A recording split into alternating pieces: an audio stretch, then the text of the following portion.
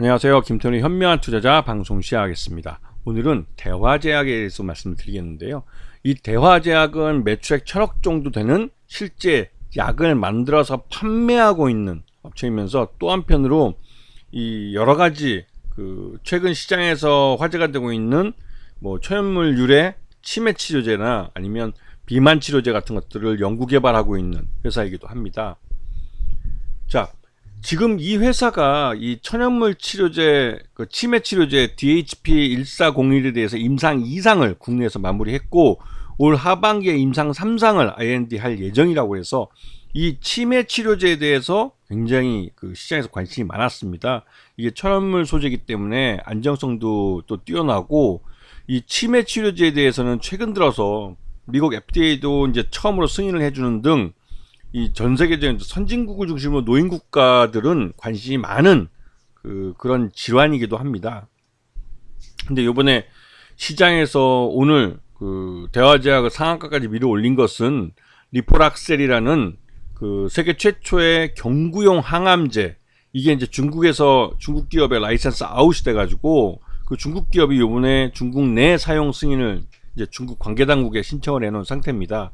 근데 이 경구용 항암제가 왜 중요하냐면, 기존에 실제로 이제 이 탁솔이라는 항암제가 있었는데, 이 탁솔은 주사제로 이 사람 몸에 투약을 하는 거기 때문에 이 정상적인 병원이나 병의원 이런 곳이 필요합니다. 그만큼 의료 시스템이 제대로 갖춰진 곳에서 치료가 가능한데, 중국은 1성급 도시를 제외하고 2성급이나 3성급으로 갈수록 이 의료 서비스, 그러니까 의료 시스템이 미비한 곳이 많습니다. 그러다 보니 이 경구용 항암제가 개발되면 보다 쉽게 이 환자들이 이 항암제에 접근할 수 있는, 그렇기 때문에 중국 시장에 아주 적합한 형태의 이 항암제가 되는 거죠. 그래서 이게 세계 최초의 경구용 항암제가 중국 내에서 사용 승인을 받을 가능성이 높다는 그런 의견들이 나왔고, 그런 의미에서 이 라이센스 아웃 조건이 283억의 계약금에 대한 것과 또 런닝 로열티로 구성되어 있는데요. 283억 중 2,500만 달러 중에 1,000만 달러는 계약과 함께 수령을 했고, 실제로 1,500만 달러는 이 연구, 그러니까 임상이 진행되면 될수록 마일스톤 개념으로 받게 되는 거죠.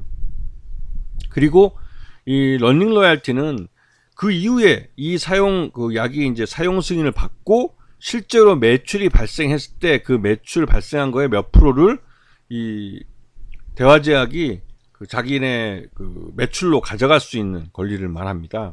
그렇기 때문에 이게 아직까지는 이 계약금 외에는 수익화되지 못한 상태인데요. 요번에 이 중국에서 사용 승인을 냈다는 것은 말 그대로 임상이 거의 완료됐고, 이 완료된 데이터를 기반으로 중국 내 사용 승인을 신청을 받아서 실제로 제약이 팔릴 수 있다라는 기대감을 갖게 하는 거죠. 그렇게 되면 대화제약은 상당한 실적 개선에 도움을 받을 가능성이 큽니다. 여기다가 이 대화제약의 연구원들은 또 경구용 당뇨 비만 치료제의 국가개발 이 총괄 책임자가 됐습니다. 이 당뇨 비만은 대표적인 노인성 질환으로 이게 또 시장에서는 관심이 많은 상태입니다. 특히 이제 선진국을 중심으로 비만 인구가 늘어나면서 당뇨병 환자들이 많이 늘어나고 있는데요. 그러다 보니 이 노인성 치매, 그러니까 노인성 질환에 대한 이런 맞춤 제약, 이런 것들에 대해서 시장이 많이 관심이 많고 또 시장도 굉장히 커지고 있죠. 이런 부분에 치료제를 갖고 있다는 것은 그만큼 실적 호전의 기회가 많다는 의미이기도 합니다. 지금 대화제약의 작년 반기와 올해 반기 수준을 비교했을 때 매출 500억대로 비슷하게 나오고 있고, 하지만 단기 순이익은 작년보다 소폭 줄어든 상태를 나타내고 있습니다. 그리고 이 대화제약의 최근 5년간 영업 실적 및 R&D 투자 현황을 보시게 되면 이 매출 외형은 꾸준하게 이제 1,100억대 이상 꾸준히 유지되고 있고, 영업이익도 나름대로 꾸준히 발생했지만, 그리고 또 R&D 비용이 꾸준히 증가하고 있는 것을 볼 수 있어요. 물론 2021년 비해서 2022년은 좀 소폭 줄어든 모습을 하고 있지만, 그래도 이 R&D 비용이 꾸준히 늘어났던 것을 볼 수가 있고요. 그리고 최대 유지 지분은 29.35%라 그래도 그나마 좀 안정되어 있다라고 평가를 받고 있습니다.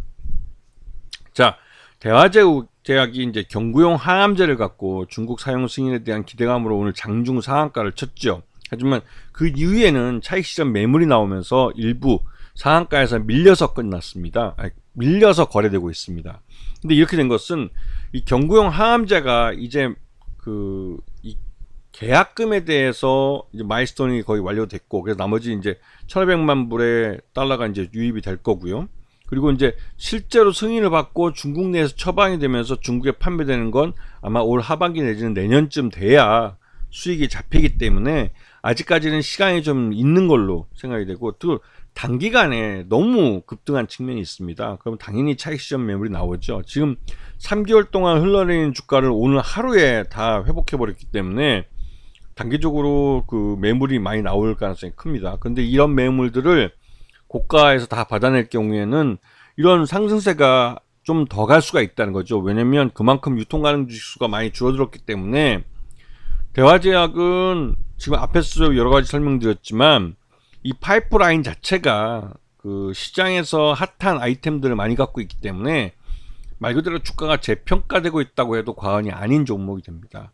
물론 3분기나 이 실적이 더 나빠지면 모르겠지만, 그렇지 않다면 이 파이프라인에 대한 기대감으로 주가는 뭐 우상향하면서 나타날 가능성이 크죠.